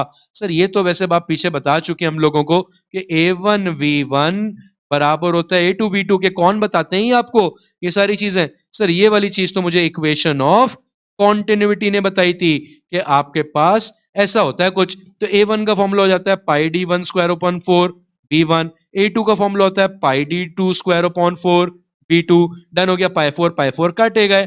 सही सर। D1 की वैल्यू कितनी दी हुई है? 1 दी हुई है। 1 का तो स्क्वायर भी 1 ही होता है, तो क्यों लिख रहे हैं सर? याद हो जाएगा ना, मैं तो 1 का स्क्वायर 1 है। V1 की वैल्यू सर वो भी 1 दी हुई है। D2 की वैल्यू कितनी दी हुई है सर? वही तो निकालनी है हम लोगों ने। V2 की कितनी दी हुई है? 21। और D2 निकालने अकेला करते हैं, तो सर ये 21 वहां जाके डिवाइड हो जाएगा, ये बन जाएगा 1/21। और क्या आ जाएगा हमारे पास? D2 का स्क्वायर। सिर्फ D2 चाहिए भैया, रूट लगा दो। तो सर D2 की वैल्यू हो जाएगी अंडर रूट ऑफ 1/21, जो कि बराबर आता है 0.21 के। तो आंसर आ जाएगा सर 0.21, और यूनिट लगेगा सेंटीमीटर, क्योंकि पिछला डायमीटर में सेंटीमीटर में दिया था। तो देखते हैं 0.21 है आंसर में। सर 0.2 है, 0.1 है, 0.01 है, 0.02 है, तो नियरेस्ट कौन सा हो गया 0.21 के? सर ऑप्शन ए हो गया हमारे पास 0.2 सेंटीमीटर। तो 44 का करेक्ट आंसर क्या बन जाएगा हमारे पास? Option A 0.2 centimetre. Moving on question number 45, कह रहे when magnitude of drag force का जो मैग्नीट्यूड है, ड्रैग फोर्स कौन सी होती है? जब भी कोई चीज नीचे गिर रही होती है तो हवा या फिर कोई फ्लूइड उसके ऊपर जो फोर्स लगाता है उसको हम कहते हैं ड्रैग फोर्स। कह रहे हैं when magnitude of drag force gets equal to weight, ये किसके बराबर हो जाए? वेट के बराबर हो जाए। तो इसका मतलब सर नेट फोर्स तो फिर जीरो हो जाएगी। नेट फोर्स कितनी हो जाएगी? जीरो। क्यों सर? नेट फोर्स बराबर होती है ड्रैग माइनस वेट के, और ड्रैग माइनस वेट दोनों बराबर हैं, तो कितनी हो जाएगी सर आपके पास? जीरो। करेक्ट आंसर क्या आ जाएगा हमारे पास? Option B zero. Moving on question number 46 में आपसे कह रहे हैं an incompressible fluid through a horizontal tube as shown in the figure, then the velocity v of fluid is. v की वैल्यू निकाल के दिखानी है हम लोगों ने। ये जो v है इसकी वैल्यू निकाल के, अरे सर इससे क्यों कर रहे हैं, इससे कर लेते हैं, ज्यादा बेहतर है। इस v की वैल्यू निकाल के दिखानी है। तो सर हमें तो मालूम है कि A1V1 यहाँ पे किसके बराबर हो जाएगा? सर ये बराबर हो जाएगा, इसका नाम है V2 ना। तो अब मजे की बात, इसका जो एरिया है वो A ही है, इसका एरिया भी A है, तो मैं A1 क्यों लिख रहा हूं? इनको मैं अपने पास आसानी के लिए A लिख देता हूं सिर्फ। जब A लिख देता हूं तो सर A के साथ आ गया V1 बराबर होगा हमारे पास किसके? A V2 प्लस दूसरे पाइप में क्या है सर? 1.5A। और v की वैल्यू कितनी है? v है, वही तो निकालनी है हम लोगों ने। आइए निकालते हैं सर कितनी आ जाएगी हमारे पास। तो अब देखिए इसको कैसे सॉल्व करेंगे। v2 की वैल्यू मुझे दी हुई है 1.5 मीटर पर सेकंड। तो पहले तो मैं वैल्यूज पुट कर देता हूं जो वैल्यूज मुझे गिवन है। a की वैल्यू मुझे नहीं पता, मैंने एज इट इज छोड़ दिया। v1 की वैल्यू कितनी है सर हमारे पास? 3। a की वैल्यू मुझे नहीं पता। v2 की वैल्यू सर मेरे पास है 1.5, प्लस यहाँ पे क्या आ जाएगा 1.5 av। डन हो गया सर हमारे पास। तो ये बन जाएगा 3a, और माइनस में आ जाएगा वहां से उठ के 1.5a, यहाँ पे बचेगा 1.5 AV। तो यहां से बच जाएगा सर 1.5A, यहाँ पे आ जाएगा 1.5 AV। 1.5A से 1.5A कट गए, तो V की वैल्यू कितनी आ गई हमारे पास सर? V की वैल्यू हमारे पास आ गई सर सिंपली 1, और यूनिट क्या लगेगा सर हमारे पास यहाँ पे? Metre per second. तो आंसर क्या आ जाएगा हमारे पास इसका? 1 मीटर पर सेकंड। आए सर अब ऑप्शन में ढूंढते हैं, कोई ऑप्शन है हमारे पास? 1 मीटर पर सेकंड का ऑप्शन है sir option B. Correct answer बन जाएगा हमारे पास option B 1 metre per second. Moving on question आ जाता है 47, कह रहे हैं a good lubricant should have. Good lubricant में क्या होना चाहिए? तो मेरे बेटे ये बात याद रखिएगा, एक गुड ल्यूब्रिकेंट जो कि आसान जबान में हमारे पास इंजन में डाला जाता है गाड़ियों के, उसकी सबसे अच्छी प्रॉपर्टी पता है क्या होती है? उसकी हाई विस्कोसिटी। क्योंकि जितनी ज्यादा उसकी विस्कोसिटी होगी आपके पास मेरे बेटे, उतना ज्यादा आपके इंजन के फ्लो के लिए अच्छा है कि इंजन के अंदर हमारे पास स्मूथ मूवमेंट होगी फिर आपके पास। तो गुड ल्यूब्रिकेंट कौन सा होना चाहिए? गुड ल्यूब्रिकेंट की प्रॉपर्टी क्या है? उसमें क्या होनी चाहिए? हाई विस्कोसिटी होनी चाहिए। तो करेक्ट आंसर हो जाएगा option A high viscosity. Moving on question number 48 में कह रहे हैं as the water falls from a top its cross sectional area should decrease. जब वाटर हमारे पास ऊपर से नीचे गिरता है तो उसका क्रॉस सेक्शनल एरिया क्यों डिक्रीज होता है? क्यों होता है सर? ये पता है क्यों होता है हमारे पास? देखें, जब वो नीचे गिरेगा तो उसकी स्पीड बढ़ेगी, या मैं ये कह सकता हूं उसकी इनिशियल स्पीड अगर v1 है और फाइनल v2 है तो v2 v1 से क्या हो जाएगी? बड़ी हो जाएगी। अब वेलोसिटी अगर हमारे पास बढ़ रही है तो एरिया क्या होगा सर? इक्वेशन ऑफ कॉन्टिन्यूटी हमें कहती है, देखिए ना सर, इक्वेशन ऑफ कॉन्टिन्यूटी हमें क्या कहती है कि a1 v1 बराबर है a2 v2 के, जिसका मतलब हम ये कह सकते हैं कि प्रोडक्ट ऑफ एरिया और वेलोसिटी क्या होता है? कांस्टेंट होता है। या हम ये कह सकते हैं कि area is inversely proportional to velocity. तो अगर वेलोसिटी बढ़ेगी क्रॉस सेक्शन एरिया क्या होगा? कम होगा। किसने सिखाया आपको ये? इक्वेशन ऑफ कॉन्टिन्यूटी ने सिखाया। बर्नौली ने सिखाया? नहीं sir, option B continuity equation ने सिखाया हम लोगों को ये बात। ठीक है जी, मूविंग ऑन। क्वेश्चन नंबर 49 में कह रहे हैं in an experiment fluid flowing, एक एक्सपेरिमेंट के अंदर हमारे पास एक फ्लूइड है, वो फ्लो कर रहा है through a pipe is to be studied. उसको पढ़ना है हम लोगों ने। Under which condition is Bernoulli equation not applicable? किसमें एप्लीकेबल नहीं है? तो मेरे बेटे को पता है कब एप्लीकेबल नहीं होगी? जब नॉन आइडियल फ्लूइड आ जाएगा। नॉन आइडियल फ्लूइड कौन सा होता है सर? नॉन आइडियल फ्लूइड होता है जिसकी विस्कोसिटी होती है। ठीक है, कौन सा होता है सर? जिसकी विस्कोसिटी होती है हमारे पास। तो 49 के अब जरा ऑप्शंस तो पढ़ लें कि क्या ऑप्शन हो जाएगा हमारे पास। ए कह रहा है fluid flowing through the pipe is viscous. Sir यही मारे गए, विस्कस नहीं होना चाहिए हमारे पास, ये नहीं होना चाहिए। तो करेक्ट आंसर क्या हो जाएगा? Option A, fluid flowing through the pipe is viscous. Incompressible पे तो सर हमारे पास एक्ट करता है, तो इसलिए इस पे तो बर्नौली एक्टेबल होगा, तो ये तो नहीं हो सकता हमारे पास। फ्लूइड इज स्टेडी, स्टेडी के ऊपर भी बर्नौली एक्ट करता है, नॉन स्टेडी पे नहीं करता हमारे पास। ठीक है, pipe is not horizontal, horizontal vertical का बर्नौली से ताल्लुक नहीं है। ठीक है, जो बर्नौली इक्वेशन है वो हॉरिजॉन्टल पाइप से भी लगती है, वर्टिकल पाइप से भी लगती है, या किसी टेढ़े मेढ़े पाइप पे भी लग जाती है हमारे पास। बस क्या चीज इसमें होना चाहिए? नॉन आइडियल फ्लूइड पे नहीं लगती, यानी कि ऑप्शन ए पे नहीं लगती। करेक्ट आंसर क्या हो जाएगा हमारे पास? Option A. Moving on, question number 50 में आपसे क्या कह रहे हैं मेरे बेटे? A soap bubble of radius 2 centimetre falls in air at a constant speed of 0.1 metre per second. Constant speed sir, इसका मतलब ये टर्मिनल वेलोसिटी है। सही है भाई। Drag force on the bubble is about 1 micronewton, the approximate mass of the bubble is. Sir terminal velocity के ऊपर तो आपने रट्टा लगवा दी है, ड्रैग फोर्स और वेट बराबर होते हैं। अब ड्रैग फोर्स कह रहे हैं कितनी है? 0.1 माइक्रो, माइक्रो का मतलब होता है 10 की पावर -6 न्यूटन। वेट कितना होता है सर हमारे पास? mg। तो मास की वैल्यू क्या हो जाएगी? जी वहां जाके डिवाइड कर दो, 0.1 एक्सपोनेंट -6 डिवाइड बाय जी, और जी को 10 मान लेते हैं। अगर जी को 10 मान लिया सर हमने तो ये हो जाएगा 0.1 एक्सपोनेंट -7। सही है सर, ये बन जाएगा हमारे पास। तो अगर ये बन जाता है हमारे पास तो एक काम करते हैं, क्या मैं इसको ऐसे लिख सकता हूं बेटा? अगर पॉइंट को 2 डिजिट आगे ले जाऊं तो ये सर हो जाएगा 100 एक्सपोनेंट -9 kg। बिल्कुल सही है sir, sorry grams, my bad, KG. ठीक है, क्योंकि न्यूटन में गिवन है तो मास केजी में निकलेगा आपके पास। तो ये जगह 100 एक्सपोनेंट -9 केजी। सर लेकिन ऑप्शन तो सारे के सारे ग्राम्स में है, केजी से ग्राम्स में कैसे जाते हैं भैया? केजी से ग्राम्स में जाते हैं मल्टीप्लाई करके 1000 से मल्टीप्लाई कर देते हैं सर इसको। ये हो जाएगा 100 और 10 की पावर -9 से बन जाएगी -6 ग्राम्स। क्यों? क्योंकि 1000 का मतलब होता है सर आपके पास 10 की पावर 3। ठीक है, तो 10 की पावर 3 -9 और +3 हो जाएंगे -6, तो ये बन जाएगा सर आपके पास 100 exponent -6 grams.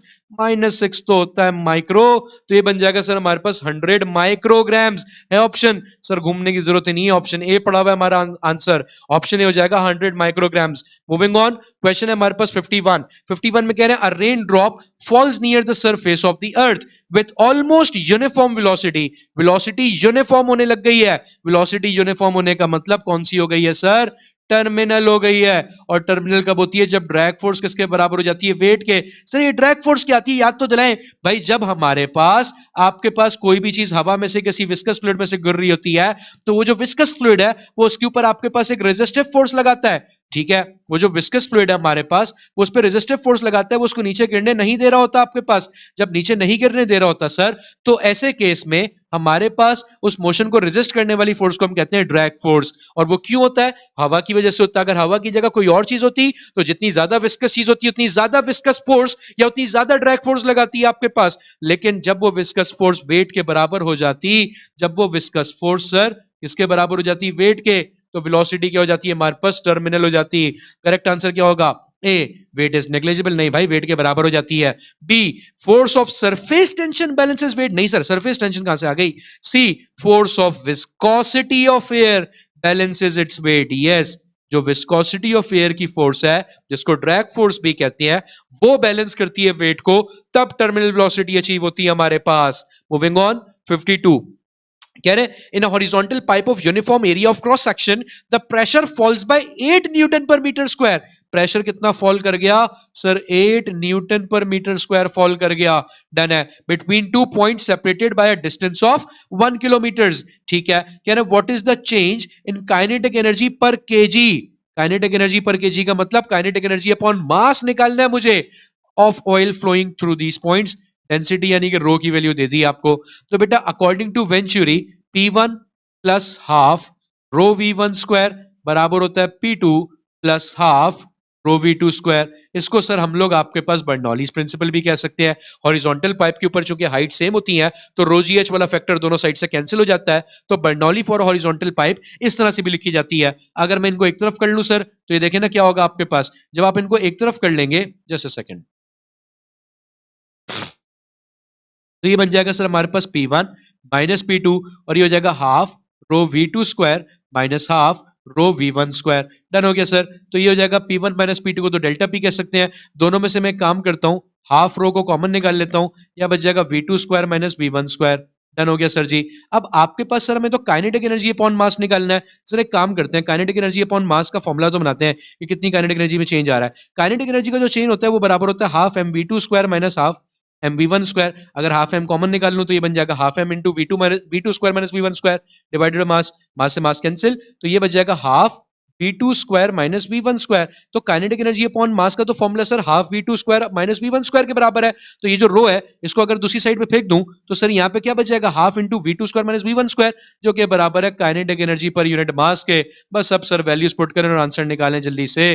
Kinetic energy upon मास हो जाएगा डेल्टा पी जो दिया हुआ है 8, डेंसिटी जो दी हुई है 800, 8 1 8, 800 सा 800, या क्या सर 1/100 जो कि बराबर हो जाएगा 0.01 के या 10 की power minus 2 joule per KG के आपके पास। तो करेक्ट आंसर क्या बन जाएगा सर हमारे पास? 10 की power minus 2 joule per KG हमारे पास। इसी तरह से ऑप्शन बी। ठीक है जी। तो करेक्ट आंसर हो जाएगा हमारे पास option B, 10 to the power minus 2 joule per KG. चलें जी, अगले सवाल पे चलते हैं। Moving on to question number 53, कह रहे हैं if A V T denote area of the pipe, velocity of the fluid and time, ठीक है, respectively, then A V T represent A B T. अब ये क्या है सर? ये तो हमें नहीं पता, ये कैसे निकालें सर हम लोग? आओ जरा सोचते हैं कैसे निकालेंगे भैया। कोई ना कोई तो तरीका होगा ना सर आपके पास। अगर नहीं पता ना मेरे बेटे, तो आसान तरीका इसका पता है क्या है? अपने पास क्या करो, अपने पास इनके यूनिट से देख कर लो क्या क्या बनते हैं। एरिया का यूनिट होता है सर मीटर स्क्वायर, वेलोसिटी का होता है मीटर पर सेकंड, टाइम का होता है सेकंड, सेकंड ने सेकंड को काटा, मीटर स्क्वायर और मीटर कितना हो गया? Metre cube. अब मीटर क्यूब किसका यूनिट आओ चेक कर लेते हैं। सर मास का तो होता है केजी, ये तो नहीं रहा। वॉल्यूम का होता है मीटर क्यूब। तो करेक्ट आंसर क्या हो जाएगा हमारे पास? Option B, volume. ठीक है। तो 53 का करेक्ट आंसर क्या हो जाता है हमारे पास? Option B, volume. के प्रोडक्ट ऑफ एरिया, वेलोसिटी और टाइम ये बराबर होता है मेरे बेटे वॉल्यूम के आपके पास। मूविंग ऑन 54 में कह रहे हैं viscosity of a fluid in motion is 1 kilogram पर मीटर सेकंड। डन हो गया। What will be its velocity when the fluid is at rest. मेरे बेटे ये बात याद रखना, फ्लूइड की जो विस्कोसिटी होती है ना आपके पास, फ्लूइड की जो विस्कोसिटी होती है वो उसकी स्टेट पे डिपेंड नहीं करती। ठीक है जी, वो स्टेट पर डिपेंड नहीं करती, यानी कि वो रेस्ट में है या मोशन में है इस पे डिपेंड नहीं करती है आपके पास। तो इसका मतलब क्या हुआ? अगर वो रेस्ट और मोशन की स्टेट पे डिपेंड नहीं कर रही तो जितनी मोशन में है उतनी ही रेस्ट में होगी। कितनी होगी sir? 1 kilogram metre per second. तो करेक्ट आंसर क्या हो जाएगा? 0.5? नहीं सर, ऑप्शन सी 1 ही करेक्ट आंसर रहेगा हमारे पास। मूविंग ऑन क्वेश्चन नंबर 55, 55 में कह रहे हैं a body passing through a viscous medium is affected by, अगर एक बॉडी किसी विस्कस मीडियम से गिर रही है, विस्कस मीडियम में गिर रही है, तो उसके ऊपर कितनी फोर्सेस लग रही होंगी? मान लो भाई हमारे पास शहद के अंदर मैं एक स्फेरिकल ऑब्जेक्ट को ड्रॉप कर देता हूं, तो उसको नीचे गिराने वाली फोर्स होती है उसका वेट, जबकि आपके पास ये जो विस्कस ऑब्जेक्ट है, यानी कि जो फ्लूइड मैंने यहां रखा हुआ है, ये इस ऑब्जेक्ट के ऊपर जो फोर्स लगाती है उसे हम कहते हैं ड्रैग फोर्स। तो इसका मतलब कितनी फोर्सेस लग रही हैं उसके ऊपर हर वक्त? दो फोर्सेस लग रही हैं सर, ड्रैग फोर्स और वेट। तो कितनी लग रही है सर? ऑप्शन ए, टू फोर्सेस। करेक्ट आंसर हो जाएगा ऑप्शन ए, टू फोर्सेस हमारे पास।